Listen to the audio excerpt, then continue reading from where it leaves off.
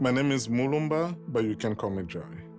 Sometimes I introduce myself as Mulumba to help people learn the cultural way of calling my name.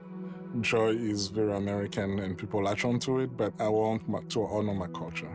I grew up in the Democratic Republic of Congo, specifically in Sud Kivu, East Congo, where service was seen as you guys fell on hard times and now this is your option. You failed at life, now this is the best you could do. This is second best. So that view of service as less than was really strong in my head when I was a nursing assistant for about 7 years. Nursing assistants usually typically get trained to assist nurses into daily routine, from brushing teeth, taking a bath, medication, blood pressure check, temperature check, getting a patient from the bed to the wheelchair, from the wheelchair to the bed, taking them from the hospital room to the x-ray room.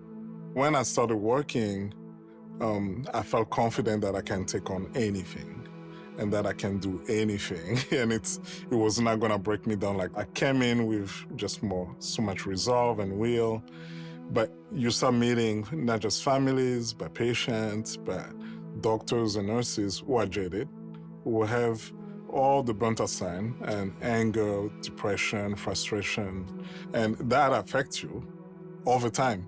I've never forgotten the example of that one patient who said, "Why is Joy not wanting to talk to me?"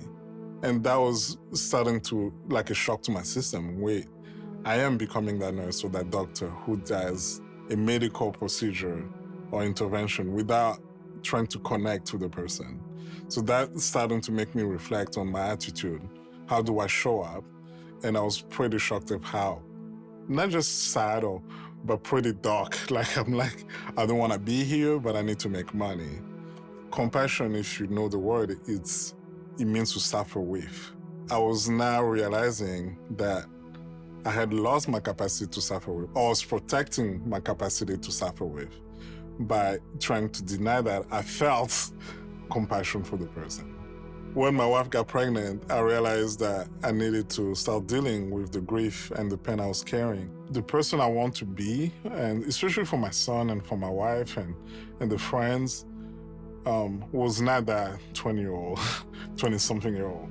So I knew that if I was to be spending the majority of my life and my time in a workplace, I had to practice love in that place. The first step towards service is love, and if you forget that, you cause more harm. I have now much more like to see the complexity of service, not just being something mechanical. It was really intentional about every single act of service because it was still motivated by God's love. There's no way I can fix people because I keep thinking, as a medical person, I'm here to fix people, but this is not the field where you fix people. This is a field where you show up for them. And when you're showing up for them, the love that they can feel from you is sometimes better than just the water cup or the baby shower or the wash machine that you are giving them, because they at least know that you do care.